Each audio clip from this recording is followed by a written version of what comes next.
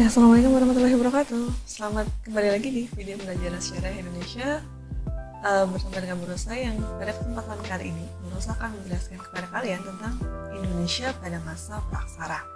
Nah, sebelum kita membahas tentang materi kita hari ini, kita perlu tahu dulu apa yang sebenarnya dimaksud dengan masa Praksara.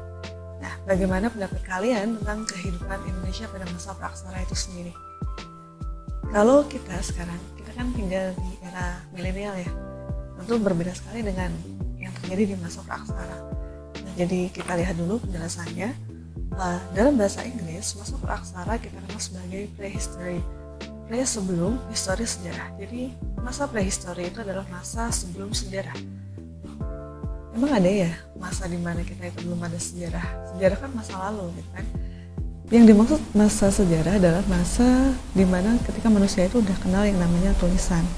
Nah, karena itu dikenal juga masa Praksara ini disebut sebagai masa Nirleka. Nir itu tidak ada, leka tulisan. Jadi masa Nirleka atau masa Praksara itu berarti pada saat dimana manusia itu belum mengenal tulisan. Sedangkan masa sejarah itu adalah masa ketika manusia sudah mengenal yang namanya tulisan. Nah, masa prehistory ini atau masa prasejarah, masa Praksara ini terjadinya berbeda-beda antara satu wilayah dengan wilayah yang lain. Misalnya di Indonesia sendiri, Indonesia itu masuk masa sejarah ketika ditemukannya prasasti Yupa yang ada di Kalimantan. Sedangkan kalau kita lihat lagi masa sejarah awal itu terjadi di peradaban Mesopotamia yang ada di Timur Tengah, di daerah-daerah, kalian tahu Sumeria, nah di situ di antara Sungai Tigris dan Sungai Efrat pada peradaban Mesopotamia itu kurang lebih 3000 sebelum Masehi. Nah, kalau di Indonesia itu 400 Masehi baru masuki masa sejarah. Nah, gimana corak kehidupan manusia? Terutama di sini manusia Praksara untuk bertahan hidup, untuk memenuhi kebutuhannya ketika mereka belum mengenal tulisan. Ada gambar yang bisa kalian lihat di sini. Apa saja yang bisa diamati? Ada manusia, ada hewan. Mereka sedang berburu di sini menggunakan peralatan dari batu-batu berukuran besar. Nah, kita mulai kehidupan manusia itu dengan masa berburu dan menemukan makanan tingkat awal atau food gathering. Gathering itu artinya mengumpulkan, jadi mengumpulkan makanan. Merupakan masa paling lama yang ditempuh manusia dalam menyesuaikan kehidupannya, di mana kondisi pada masa berburu dan menemukan makanan tingkat awal ini, kondisi bumi itu masih tidak stabil. Gerak lempeng itu masih sering terjadi, sehingga menyebabkan tiba-tiba tanah menjadi turun atau ada kenaikan permukaan bumi, dan yang menyebabkan kadang sampai perubahan aliran sungai karena gerak lempeng ini. Kemudian juga letusan gunung api purba yang dampaknya luar biasa ya, sampai merusak daratan. Nah, karena kondisi alam yang gak stabil inilah membuat manusia itu hidup dengan cara berpindah-pindah atau yang kita kenal dengan istilah nomaden. Dalam kondisi bumi yang masih belum stabil ini, dan kemudian menyebabkan mereka hidup berpindah-pindah, maka perkembangan budaya pada masa ini itu masih sangat lambat. Kalau kalian lihat lagi video kemarin tentang asal-usul nenek moyang bangsa Indonesia, salah satu teori yang terkenal adalah teori Nusantara, di mana Muhammad Yamin yang menyatakan bahwa orang Indonesia itu asalnya dari Indonesia itu sendiri, karena dasarnya adalah kebudayaan Indonesia yang sangat tinggi, yang sangat maju, di mana kebudayaan yang maju itu bisa tercipta ketika manusia itu sudah hidup secara menetap, gitu, sehingga perkembangan budaya itu bisa lebih maju karena mereka punya waktu luang lebih banyak. Nah, kalau kondisinya berpindah-pindah seperti ini, maka perkembangan budaya akan terjadi sangat lambat. Kemudian, ciri yang khas dari masa berburu dan bukan makanan ini, manusia itu sangat bergantung kondisinya dengan alam. Karena mereka belum bisa memproduksi makanan sendiri, jadi mereka harus senantiasa berburu. Diperoleh dengan cara berburu, mengumpulkan umbi-umbian dan menangkapkan bagi manusia Praksara yang tinggalnya di daerah sekitar pantai.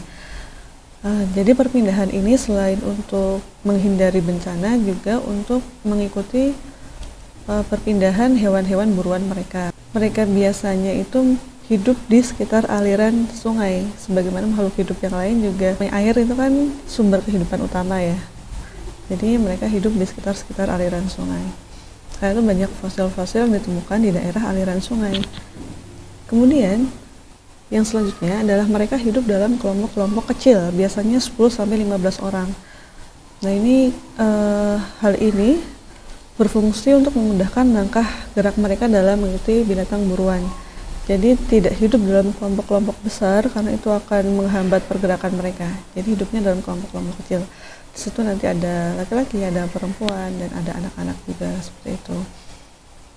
Pemilihan pemimpin dengan menggunakan sistem primus inter pares. Nah, ini istilah yang sangat sering muncul ya di PKN, di ilmu sosial politik, di mana primus inter pares itu kan memilih pemimpin berdasarkan kemampuannya gitu. Kalau di masa berburu dan bukan makanan, maka kemampuan yang dibutuhkan oleh seorang pemimpin itu adalah kemampuan untuk memimpin kelompoknya dalam berburu gitu, dalam mengumpulkan makanan.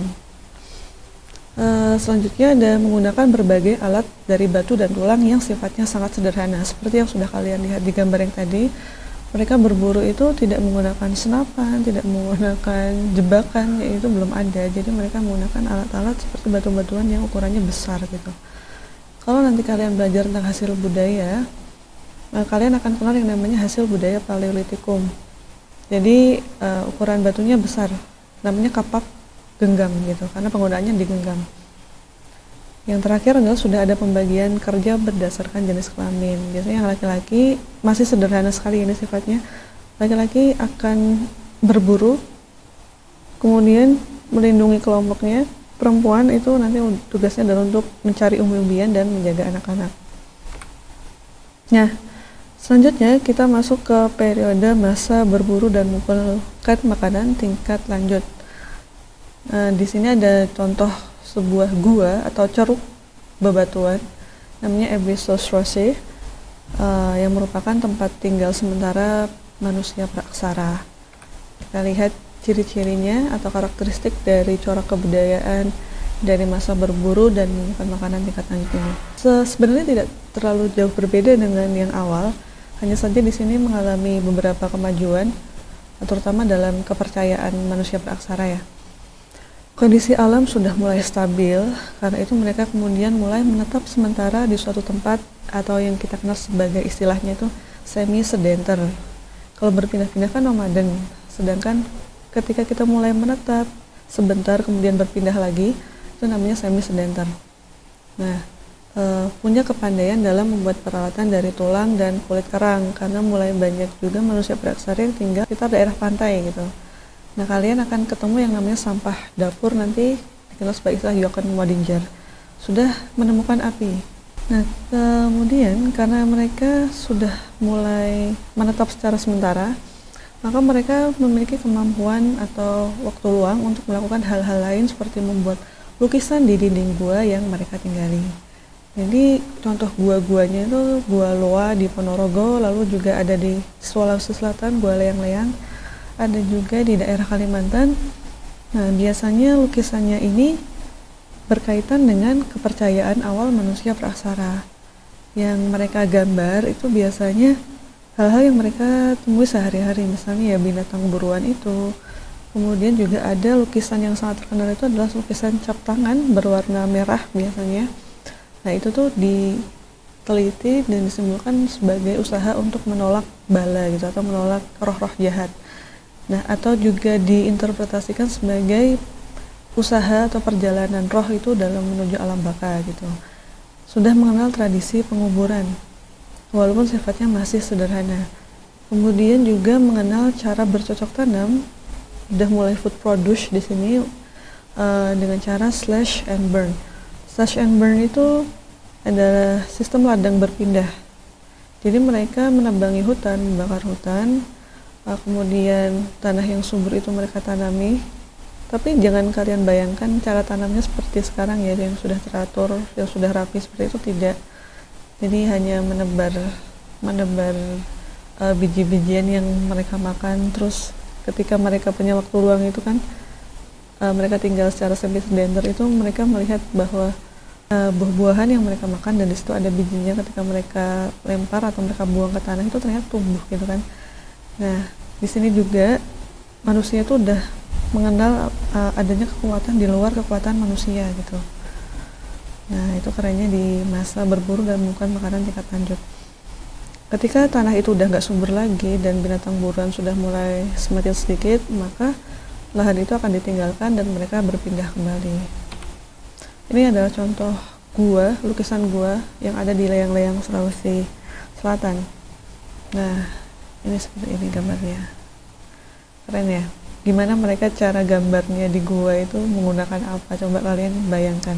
Kemudian masuk ke periode food produce atau periode menghasilkan makanan. Manusia di sini sudah mulai tinggal secara sedentar, menetap, mampu mengolah bahan makanan karena mereka udah ketemu api tadi. Kemudian kebutuhan makanan dipenuhi dengan cara berladang dan beternak.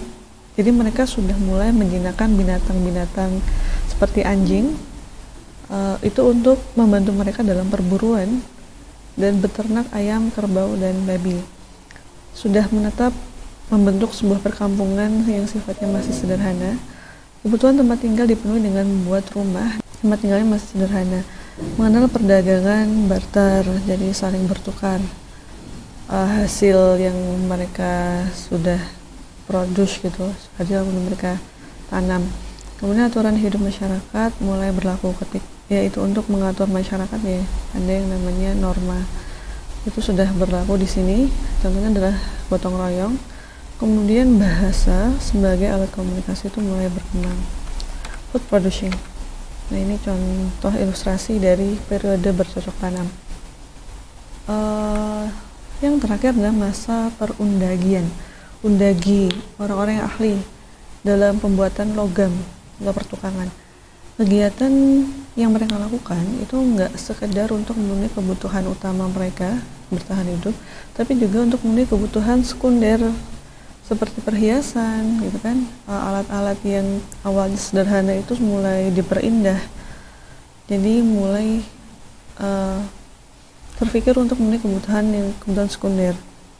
Kemudian pertanian ini menjadi mata pencaharian tetap, tidak hanya berburu lagi, tapi mata pencaharian sebagai petani ini menjadi mata pencaharian tetap.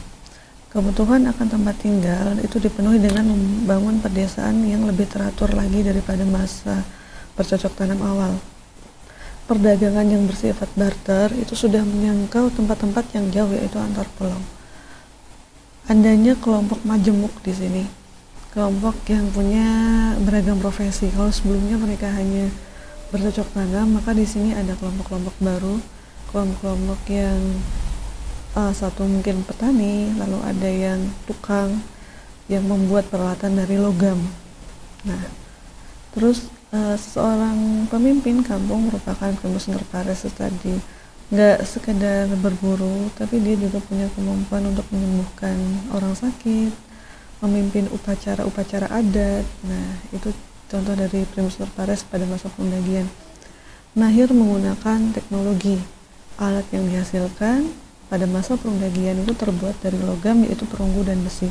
Jadi ada 3 jenis logam yang digunakan masa perundagian secara umum di dunia. Itu ada besi, perunggu, lalu ada tembaga. Nah, di Indonesia itu hanya mengalami masa perunggu dan besi, tidak mengalami periode tembaga. Lalu muncul yang namanya golongan seniman. Ini adalah ilustrasi dari masa perundagian. Nah, gimana mereka meleburkan logam, itu nanti ada teknik Bivolf and Assure Perdue ya, yang akan kalian pelajari di hasil kebudayaan masa praaksara. Untuk saat ini kita bahas bagaimana sosial budayanya mereka di corak kehidupan masyarakat praaksara. Sampai di sini dulu. Kalau ada pertanyaan bisa ditanyakan via komen. Nah, tetap jaga kesehatan selama di rumah, tetap semangat belajar. Jazakallahu khair. Assalamualaikum warahmatullahi wabarakatuh.